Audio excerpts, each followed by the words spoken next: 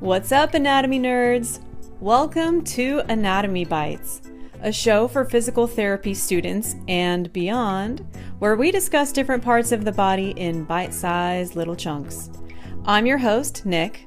I'm currently a third-year Doctor of Physical Therapy student here in sunny Southern California, finishing up my last clinical rotations. This podcast is for anyone interested in learning anatomy for medical professionals, including PTs, MDs, pre-health students, and more. Thank you for joining us. Let's get on with today's show. Psst. Hey, you. Nerd. Yeah, you. Before we get started, can I ask you a favor? Has Anatomy Bites helped deepen your understanding of the human body, or helped you study for that lab practical that you were really struggling with? If so, would you mind helping us boost our rankings in your favorite podcast app? If you're feeling the love for Anatomy Bites and you want to share those good vibrations, can you please rate and subscribe to this show? It's super simple, and it will help us a long way. If you're listening to this podcast on the Apple Podcast app, rating and leaving a comment is super quick and easy. All you need to do is scroll down from the main show page until you see ratings and reviews, and tap those 5 little stars and leave a comment if you feel so inclined. If you're on Spotify, from the main show page, just hit those 3 little dots in the upper right-hand corner of your screen and select Rate Show from there. It's super easy, and doing this small kindness will help boost our rankings and help others find out about the show. So if you're feeling the love, hook us up. Thanks, and let's get on with it. Nerds, nerds, nerds. Boy, do I have news for you. I know it's been a minute, and I have a really good reason. I was studying my butt off for my board exam, the National Physical Therapy exam, and I passed on the first try. I am here today to share some strategies for you that worked for me. And I just have to say that this is a wild time of life for me. I have been in school for 7 years straight. I changed careers in my 30s, had to get all the prerequisites for PT school completed before applying, and now I'm done. This is the eve of my graduation, y'all. I am done with school forever, and I can't even tell you all of the emotions that I have been feeling on this roller coaster of the last couple weeks. It's incredible. I took my NPTE. I passed. I actually got a great score. Got a 725 out of 800. I took the California law exam, passed that, and the licensing paperwork is just waiting to be processed. My school has one more form to fill out and send in, and I am chilling. I have nothing to do. It's unbelievable. I have no idea what to do with myself. And yet there are so many things that I want to do. I don't know where to start, honestly. So I started here. So I'm getting a lot of questions from classmates, because they're about to start their studies. And so if any of you guys are listening, thank you. I hope this is helpful for you. And the reason why I'm able to give this advice to them is because I took my exam early. There was a handful of us in my class who decided to do this, and so I have that perspective that I can share for all of you guys who are now on your pursuit of that NPTE. So I hope these hints are helpful. They help me get through, and it's not going to be pretty. It's not going to be easy. It will be hard, but you can do it. So I'm proud of you. Now, I could do the whole thing, getting all emotional about graduation, but I think I'm going to save my tears for the actual ceremony tomorrow, and I'll fill you in on that later. So without further ado, let's go ahead and learn all about study tips from me, the last time I will introduce myself to you as a third year Doctor of Physical Therapy student in sunny Southern California. Next time this intro will be a little bit different because I'll be a DPT, y'all. It's great. All right, let's hear a little message from our sponsors and we will be back in a flash. All right, so here we are, the moment that you tuned in for. These are my study strategies for the National Physical Therapy Exam, or the NPTE. This is our national board exam that all graduates will have to take as part of their licensing process. So just to kind of start off, I just want to say that these tips are things that I did. These are my strategies. They may or may not work for you, but this is just kind of my way of offering some help, because for those of you who are just starting out your process of studying for the NPTE, probably the July exam, if you're tuning in at the time of release here, why not share the wealth? I've had a couple classmates ask me, because I actually took the exam early, and so my classmates are actually preparing right now for taking the NPTE. So why not share the wealth? These are just things that I did, my strategies. They may or may not work for you, but maybe you'll glean some information that helps. Additionally, no content of the exam is going to be discussed here. This is simply strategy. So if you're tuning in for content, sorry, I actually can't share that with you. It's against the law. So this is simply my strategy for preparing, and then you can do your hard studying and get yourself to the finish line as far as content is concerned. Okay. So first things first, you have to decide, when are you taking the NPTE? If you are already tuning in, it may be because you're already in that process and you've already decided. This exam is offered 4 times a year, I believe. So I think it's January, April, July, and October. And you'll have to find the date that works for you. I actually took mine 3 weeks before my graduation, which not every school or state will allow. You have to do the back-end research to figure out if that's going to work for you. Long story short, I decided to take it early because I am a career changer. I've spent 12 years in the workforce before PT school, and I really didn't want to wait to start just the rest of my life. After graduating, I just wanted to kind of be done when I was done. And I actually graduate tomorrow, and I'm really grateful that I did that for myself, because now I'm just waiting for my licensing paperwork and there's literally nothing for me to do. And it's like a forced break that I have gifted to myself. I do have a job waiting for me that I'll be starting in a couple weeks. And so right now I just get to enjoy my time off because I literally just have nothing to do, and it's fantastic. I'm so stoked about that. But anyway, so if you want another episode on why in more detail I decided to take the April exam and what went into that, let me know. But we'll say that's content for another day. Okay. So decide when you're taking the exam. Obviously, first and foremost, that's kind of what you got to do. Number 2, you're going to have to decide your, primary test prep company. Okay, so I would ask around, right? I asked my clinical instructors, especially my first one, about a year ago. He had been a graduate from my program, so I felt like he was a really good person to ask because he was very helpful in helping me fill in the gaps of our program's content, and he could kind of give a bird's eye view. So talking with my CI, my very first CI, he kind of laid out 2 options. He's like, a lot of people that I know either did Score Builders or O'Sullivan. He explained to me that O'Sullivan was like very detailed, but also very dense. And that Score Builders, people liked it because it was kind of more bite-sized chunks, which, I love, more kind of like graphical representations, lots of bold colors and good organization of the book. And so for me, knowing my study style and how, I need to direct my attention, I chose to go with Score Builders. That's just from his description, what appealed to me the most.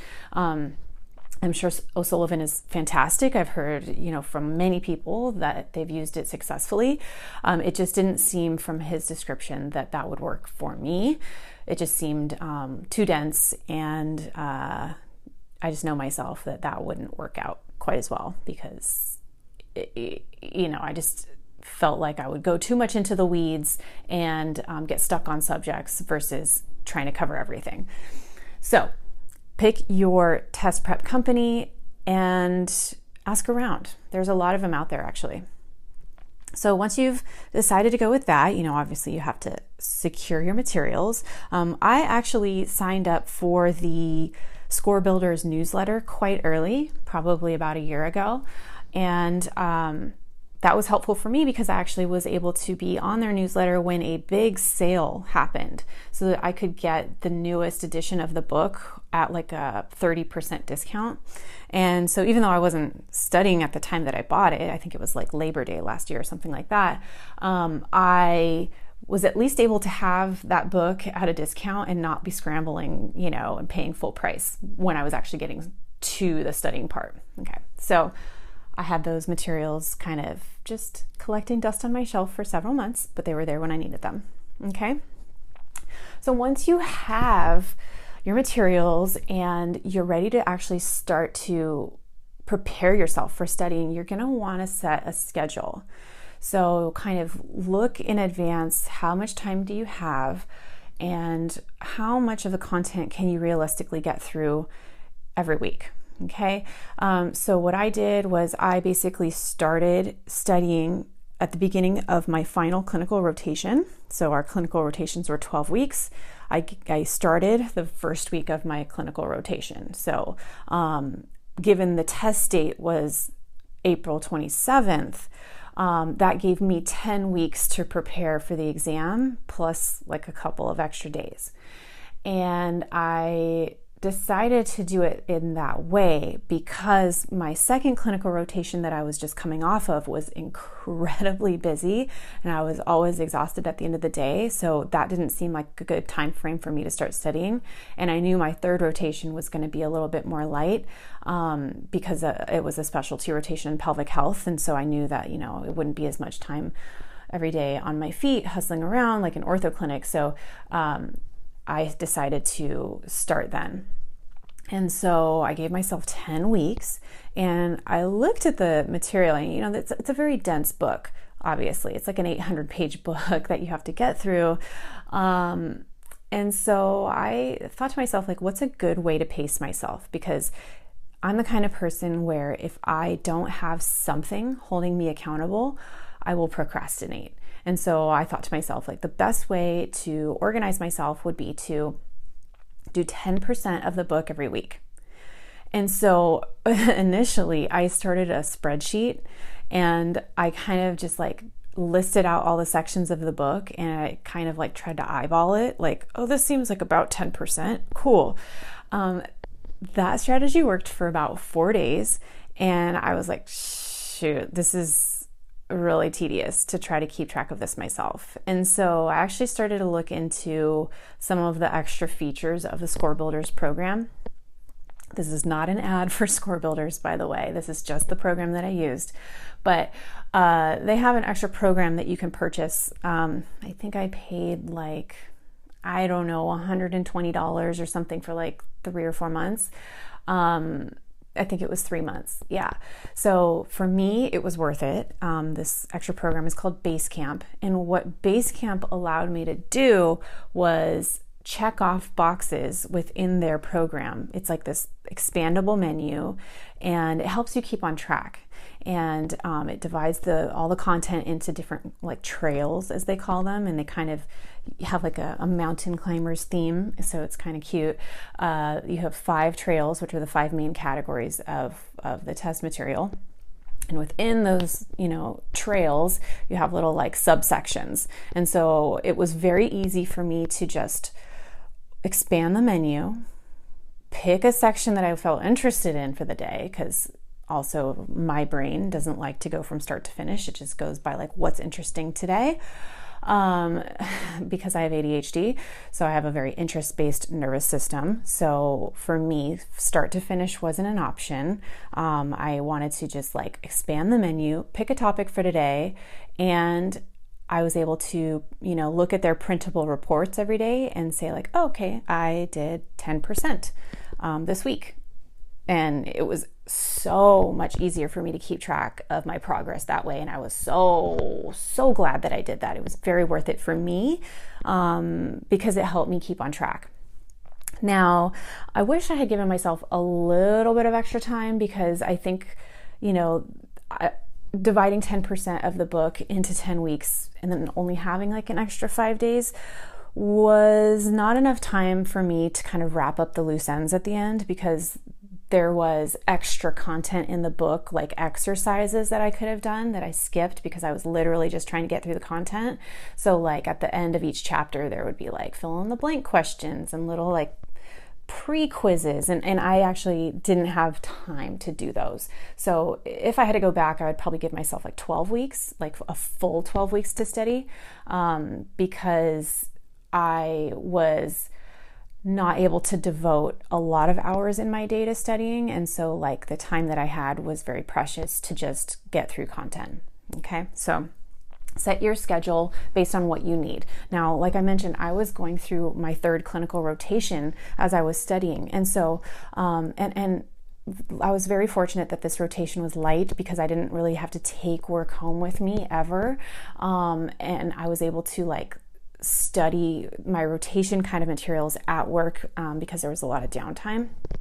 It was for pelvic health, and that's why, because a lot of patients in pelvic health don't want to see students just by the nature of the treatment. And so that was understood from the get-go, is that there would be downtime. And so I used my time at work to devote to learning pelvic health material. And so when I got home, I was able to just rock and roll with the board prep and not have to think about that. I could completely switch gears. That being said, my study schedule was very demanding from day one. I at first would come home after work, take like an hour off, feed my dogs, make dinner, just turn my brain off for a minute, and then study at home for like 2 hours.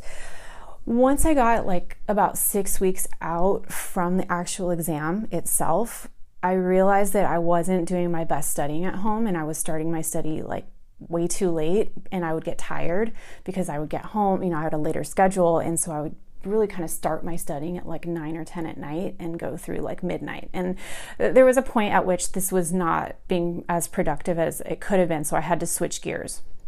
So about 6 weeks out before the exam, I started to reflect, and I went back to, my roots, which was Libraryville.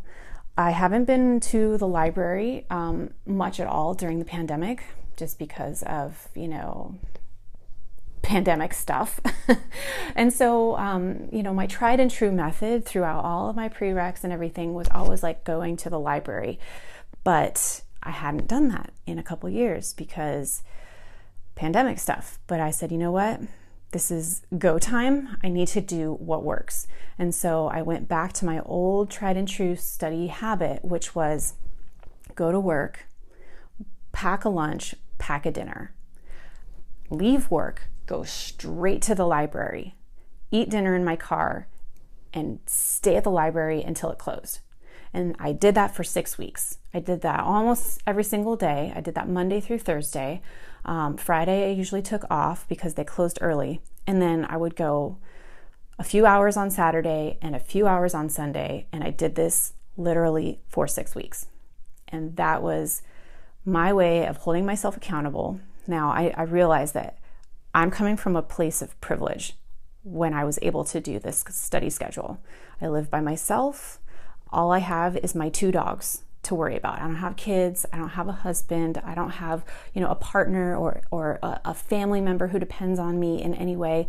I was very free to be able to roam about the cabin, so to speak. And so this was what worked for me. I realized this will not work for everybody, but I would basically be, if you think about just brain time on, I would be on for 12 hours every day. Come home, My dogs didn't get a lot of walks, unfortunately, in the last 6 weeks, but I was able to get her done. So that's what worked for me. I was spending a lot of time at the library in the last 6 weeks of my studying. So know yourself, know how you operate best, and set yourself up for success within those parameters, right? So that's what I had to do. And then once you know those parameters, you just hit the grindstone. You get rolling. You have to set up that structure in advance, right? And then go. Give yourself the ability to know what you got to do so that when you actually sit down to do it, you're not like, what do I do now? No, when I got to the library, I would know exactly what I had to do. I knew as I sit down, I had about 2.5 hours before the library would close, and I would be like, all right, all I got to do is hit my 10% for the week. Today's Monday. I got till Saturday. That means every single section of these 5 sections, I got to hit 10% of them every day. That's 5 days. And then on Sunday, I can take my practice test, right? So that kind of leads me into the next little bit. Practice tests, I'm going to hold off on talking about those for a little bit because first I want to talk about other resources and budgeting extra time. So my library time was my meat and potatoes. That was me getting through the Score Builders book, using the Basecamp, and doing the Basecamp quizzes. Forgot to mention that Basecamp program also has quizzes that you do at the end of each little section, and they have challenges where you can challenge either yourself or another Basecamp participant to little challenges, like how many questions can you get right in a row kind of thing. And so it's a very interactive program. And so, my library time was devoted to getting through the Score Builders content and the section quizzes. But there was other time throughout the week that I devoted to other resources. It wasn't a lot of time because I didn't have a lot of extra time to spare, but for the sake of mentioning, you don't want to necessarily pigeonhole yourself into one study prep company because they might have blind spots, so to speak. They might be missing something that works for you. So it's good to kind of spread your wings a little bit, and this is something I wish I had kind of done earlier. I'll tell you why. But first, some of the other resources that I used were the Pocket Prep app. Pocket Prep, I did pay extra for their bank of 600 questions because otherwise you're only able to get like a few questions. I can't even remember, but it was very limited, and I tried their free access first, and I blasted through my limits very quickly. So I realized, I like that this Pocket Prep app asks questions slightly differently than Basecamp, and I found them to be more difficult, and so I found them to be a useful resource for me, and so I felt it was worth it to pay extra for like a few months of access to their bank of 600 questions. To be honest, I didn't use it as often as I should have, and I eventually only got through like 450 of their questions. So by the last day, I was like, shoot, I still have 150 questions left, but the day before the exam is not the time you want to do that. So I could have budgeted my time better with that, but at least I got 450 of their questions done, which was also helpful in tracking my progress and just looking at it a different way. Another resource that I underutilized, and I highly, highly recommend if you're tuning into my podcast, you need to tune your gears to another podcast by Kyle Rice. It is called the NPTE Clinical Files, and it is such a good podcast. And I didn't really utilize it until like a week before the exam. One of my coworkers at my clinical rotation had mentioned it, but I was just kind of like burning the candle at both ends. And so by the time I even thought to start paying attention to that podcast, it was kind of too late, but I found it very useful in helping me think about how to answer the questions. I'll go into that a little bit more later, but if you have the time, his episodes are so good. They are short. He will pick one topic for the day. He will do kind of like a mock NPTE question, and then he will break down why the right answer is right and why the wrong answers are wrong. And so it really helps you get down to that decision-making process. And Kyle Rice has an amazing story. I won't tell it all because I probably won't tell it all correctly, but he basically was somebody who I think failed like 13 standardized tests in his lifetime and then aced the NPTE. I think he got an actual like perfect score on the NPTE. So he really was able to turn his study method around by examining how to take a standardized test. And he applies this to the NPTE. He is excellent, and I highly recommend dropping this podcast now and going to listen to him. If you have only 10 minutes today, turn this one off, go listen to Kyle Rice, okay? So use other resources besides your main resource is what I'm trying to say. Building into practice tests. So this kind of is a great segue into the practice tests because, again, like I just mentioned, you don't want to just use one resource, okay? You can have your main resource, for me it was Score Builders, but you want to be able to look at other prep test methods. They all ask questions a little bit differently, and you kind of don't know which ones are going to be the most realistic, right? Because you haven't taken the test before, maybe. Most of you probably haven't. So now comes the practice tests. So this is kind of like where the rubber meets the road, right? Because you've maybe already established your study schedule, you've gotten your prep materials, you've probably started studying a little bit, or at least kind of looking at what the material might look like. You need to set yourself a baseline. So in my 10 weeks of studying, I took 6 practice exams. 3 of those were the PEAT exam. PEAT is P-E-A-T, I forget what it stands for, but it's by the actual federation, FSBPT. So the PEAT exams are actually created by the people who create the NPTE. So the PEAT exams are extremely important. You can get them in packs of 2. So I actually had 2 packs and I only used 3 of the exams. My university, my program paid for the academic PEAT. So I think it's, the programs can buy one for you. So my program did buy us a set of PEAT exams. And this morning, in the packet that you'll get 2 exams. You're going to get what's called the retired PEAT and the practice PEAT. The retired PEAT is an actual old version of the exam from like a couple years ago. And so the retired PEAT is one that you want to save for the end. The reason why is because it is the most accurate reflection of what your actual score is going to be. The reason why is because they take your answers and compare them to the actual curved score that they did for that version of the test. And so me not realizing that, I actually wasted that one. I took it really early on. And so by the time I got to the end of my studying, I was like, shoot, I really wish I still had that retired PEAT so I could kind of see if I'm ready. And so I ended up buying a secondary pack of PEATs just so I could take the retired one later. So avoid my mistake, save the retired one for the end.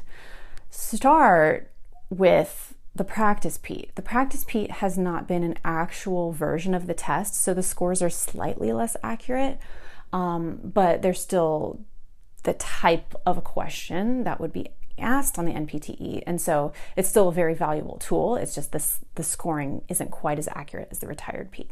Okay, so a little more about practice tests.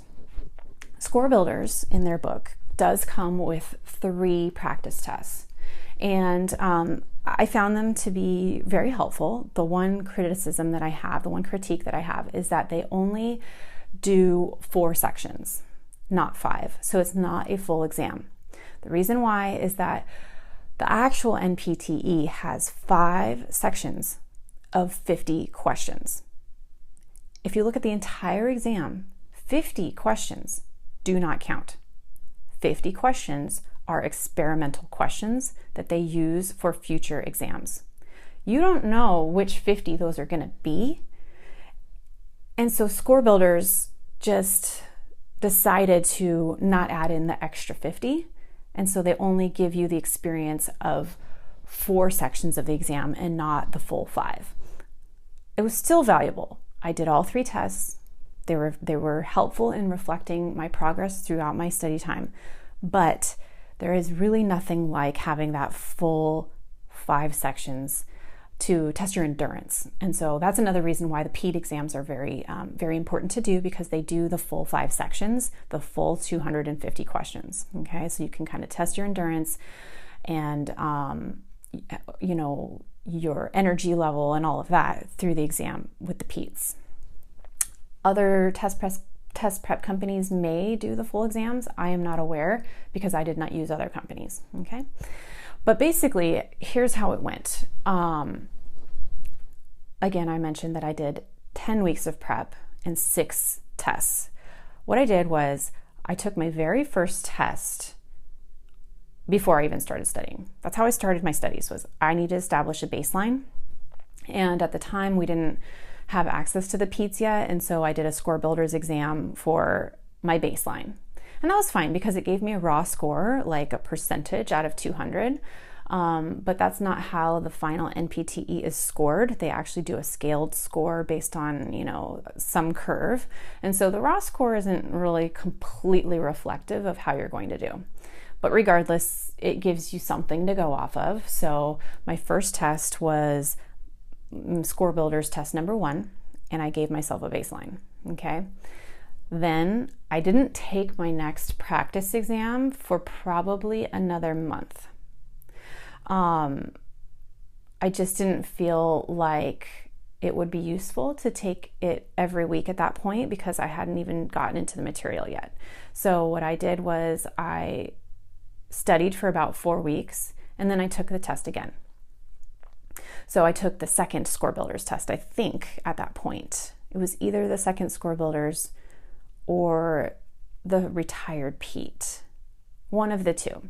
I don't have the exact order in front of me, but regardless, there was a big jump between my first and my second score. Okay? And then every subsequent weekend after that, I took a practice exam. And I will tell you, I was a little bit discouraged between some of those weeks because between the second and the third exam, I only improved by like 1%. And between the third and fourth exam, I only improved by like 2%. And so I was getting really nervous. And that's why at the very end, I decided to buy that extra packet of PEATs because I wasn't seeing the progress that I really wanted to feel comfortable with the score that I was going for.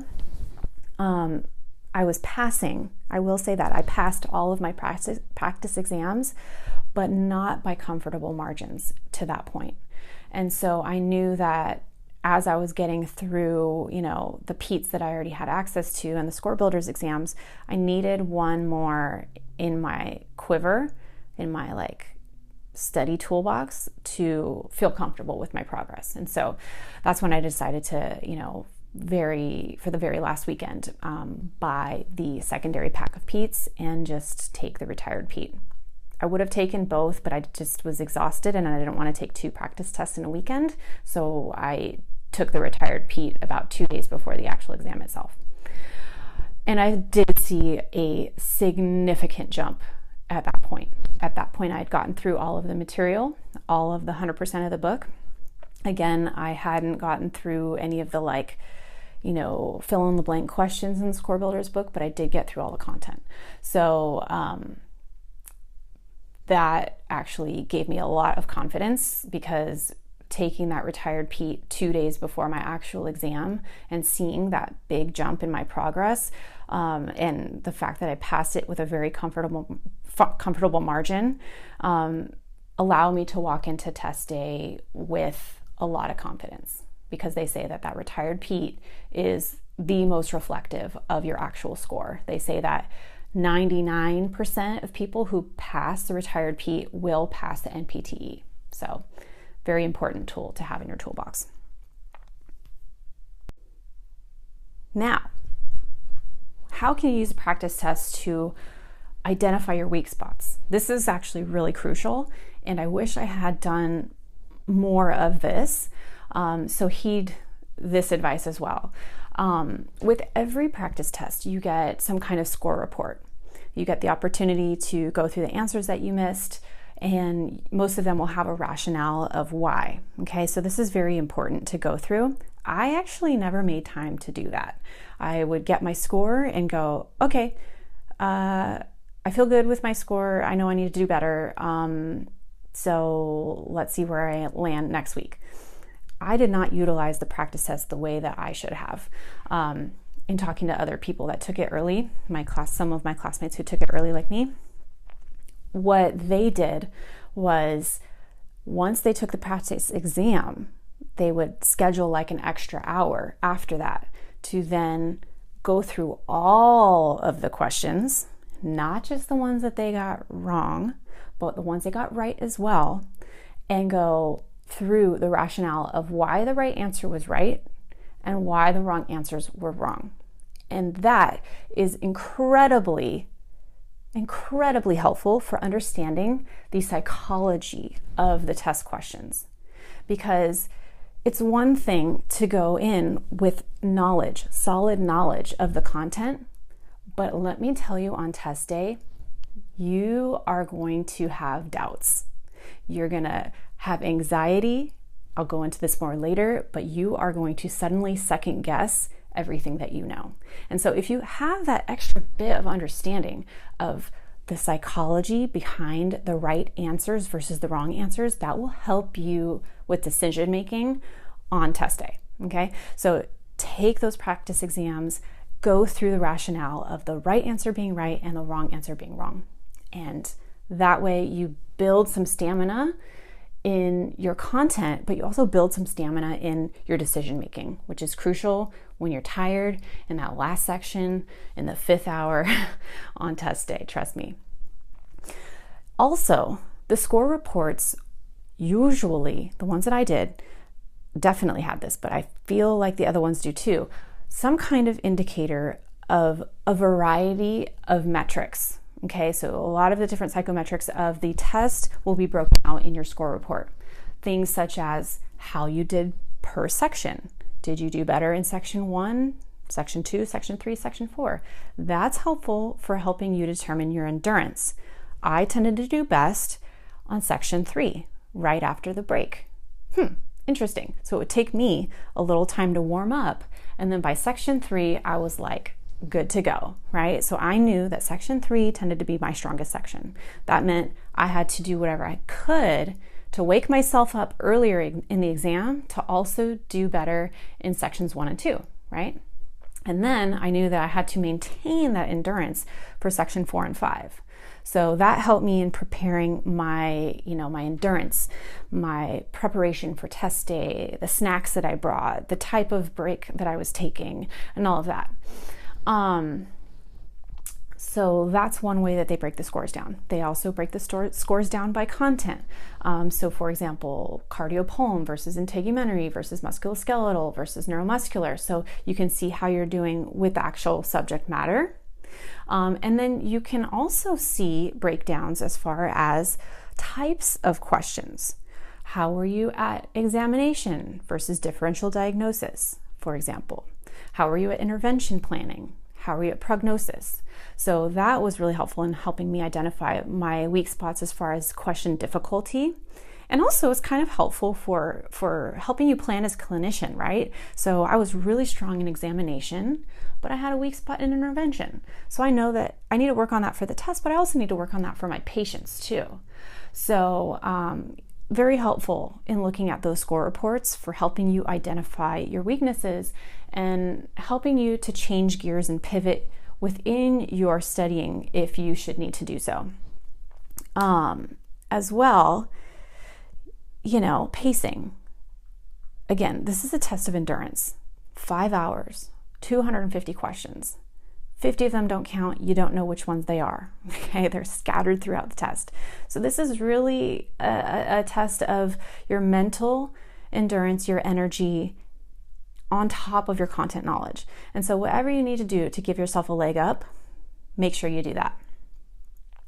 Now, lastly, just to kind of conclude today's episode, actual test day. I'm not going to go into a ton of tips on this because that's just a whole episode for another day, but I will tell you 2 things that I did to help myself out on test day. So, as I mentioned, I walked into the test feeling pretty good. I had really rocked the retired Pete a couple days before, and I was feeling really good the day of. I will tell you that I walked out of that test feeling like trash, okay? I felt like it put me through the ringer, emotionally and physically, and I was not prepared to feel that way. So, what did I do and what should you do? Because, the rumor is that everybody walks out of the NPTE feeling like they failed. Very few people walk out feeling like they just aced it, right? This test is designed to break you down. So, how can you give yourself the best chance to succeed even though you're being tested in this grueling way, right? So here's a couple things. Because of COVID and test center availability, I actually had to travel pretty far to take my exam. Now, I live in Southern California. There's a lot of the test centers nearby. However, the one that I was used to taking exams at for like the GRE and stuff was closed because of COVID. And so I knew when I was scheduling my test out, I had 2 choices. I could go an hour away fighting traffic in the morning to take an 8 a.m. exam, or I could drive 3 hours away and take an 8 a.m. exam, meaning that I would have to get a hotel room the night before. Now, me, knowing myself, I am not a morning person, and one thing that stresses me out like no other is commuter traffic. Okay, so I imagine myself on test day, if I was to stay at home, take the closer exam, and drive an hour away to make it there in time to check in at 7:15, I was just going through the reverse scheduling of that day and just imagining how I would feel as I walked into the test center after fighting traffic, waking up early. I'm not a morning person. And I was like, you know what? If I take the closer exam, I'm going to want to get a hotel room next to the exam center anyway. I realize this is a privilege. I realize not everyone can afford to do this. But for me, my mom actually had some hotel points and she was willing to let me use them. And so I kind of had to decide, do I want to get a hotel room? Probably. So which one am I going to want to go to? I want to go to the place that actually is going to feel a little bit like a vacation for me, because I'm going to have to go up the day before anyway. And so I ended up going to Camarillo. I went up to Ventura County. And the reason why I chose Ventura County is because I knew the drive there would be really peaceful. I decided to drive through Malibu, which was absolutely gorgeous. And I knew that just getting away from it all into kind of like small town vibes, away from, the hubbub around me, would help me just set my mind in the proper zone for test day. And I'd been up to Ventura County a couple times before on road trips and stuff, and I just knew that it was, it's a beautiful kind of like beachy vibe, and I was just like, where would I want to go on vacation? Versus the other one was in Riverside County, which is, no offense to anybody who lives in Riverside area, it was just, it's a lot of congestion, a lot of traffic, a lot of kind of like suburb type of environment, and I just didn't feel like that was going to put me in the right environment for the mental space that I needed for the exam. It wouldn't feel like a vacation. It would just feel like I'm wasting money. And so I decided to take the further exam, go up the day before, have a nice lunch, do a little drive around Ventura, which is a cool little like touristy town, see some sights, and then relax at my hotel room the night before. So I was able to actually feel like I was on vacation for a minute, and that was actually really nice. I had been grinding so hard through school that I hadn't taken any vacations at all, and especially not through COVID. And so it just felt nice to be able to relax a little bit on the day before the test. Because the last thing you really want to do is be like studying or working or like running around, because you're just going to feel harried because you're going to feel nervous anyways. So I did whatever I could to just set the right frame of mind. Okay. And the second part of that was selecting the right hotel. Now, my mom had some points, so very lucky, very grateful for that.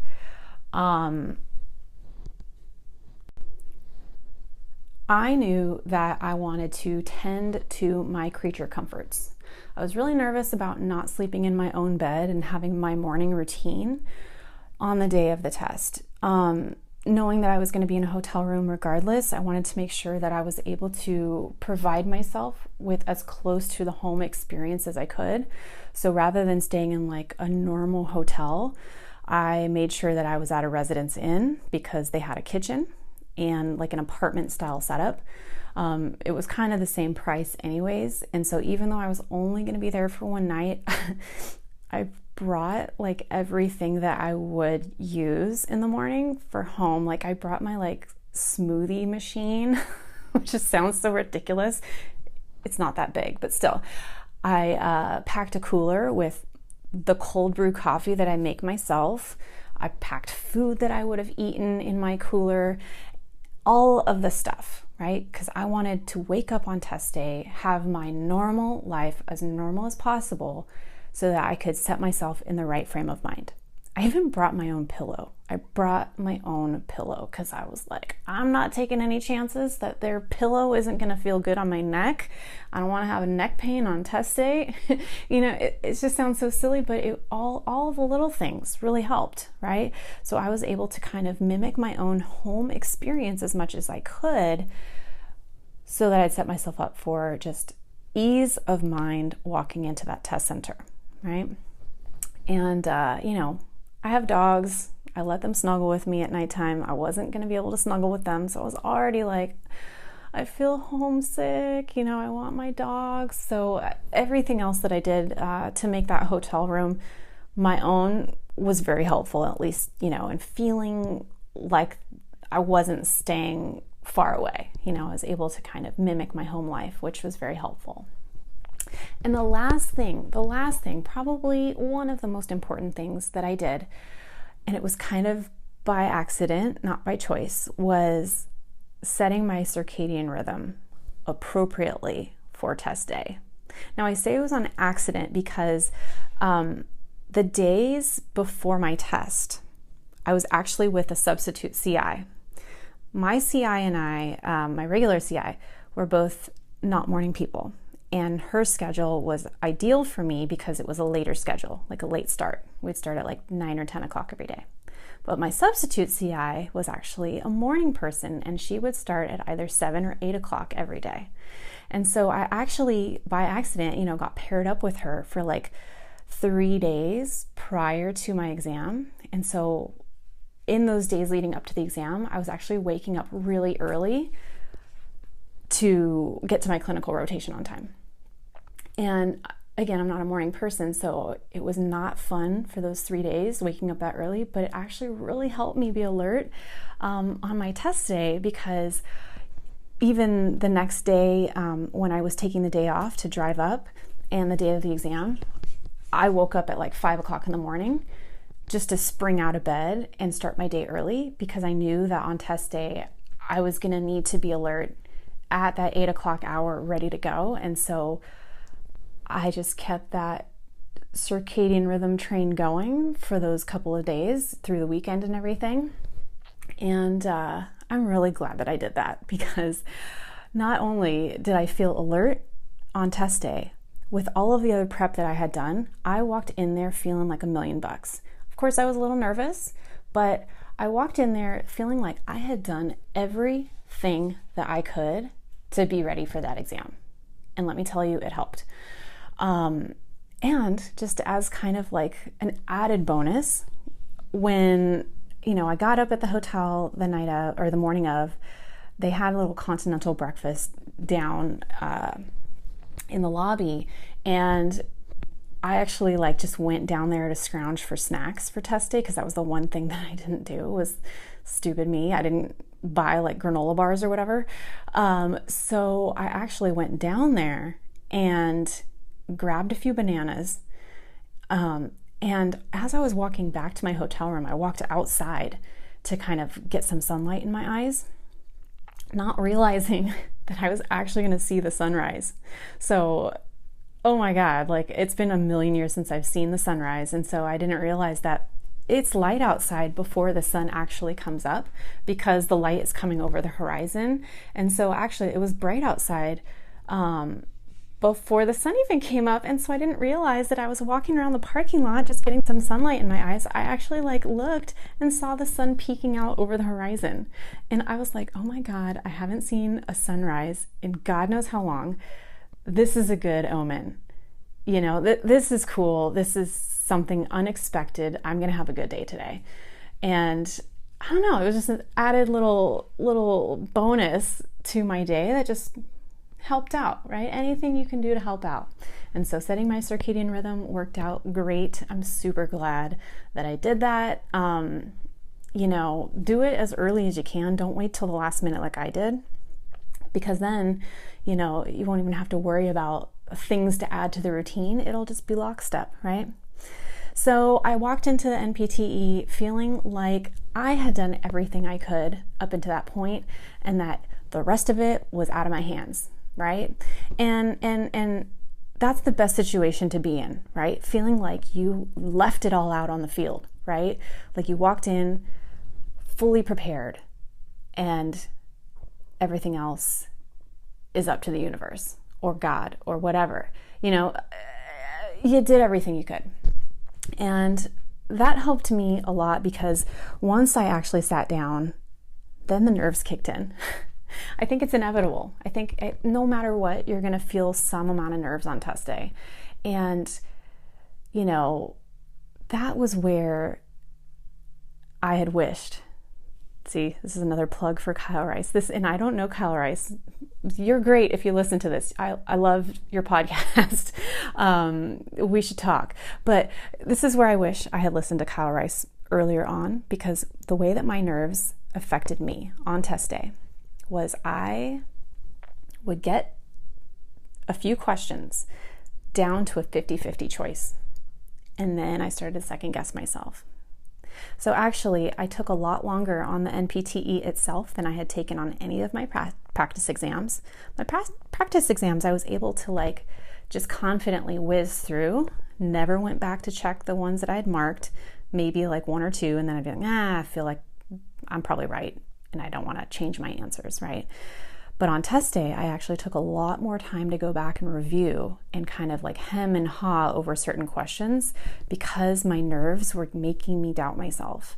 And because I hadn't had done the extra work of like figuring out the psychology of the test questions and like why the right is right and why the wrong is wrong, I second guessed myself. And so that's why I say, if you do have time to go back and review the right answers and the wrong answers and the psychology of them on your practice tests, and listen to Kyle Rice, because he goes through all that too, you're going to feel like $1 million. And that's the one thing that I wished I had done more of. But you know what? With the time that I had, I feel like I gave it everything I had. So, you know, thank goodness it worked out for me. And those are my NPTE test strategies that I am offering to you. There's a lot more that I could go into, but I think this is good enough to set you going. I hope this has been helpful. Feel free to give me your feedback, reach out to me on socials, and best of luck to you. Well, that does it for today's show. What did you think? Did you love it? Did it leave you wanting for more? Let me know on social media. You can find me on Instagram and Twitter at Nikki-Rae. That's at NIKKIDASHRAE. Until next time, nerds, AB out.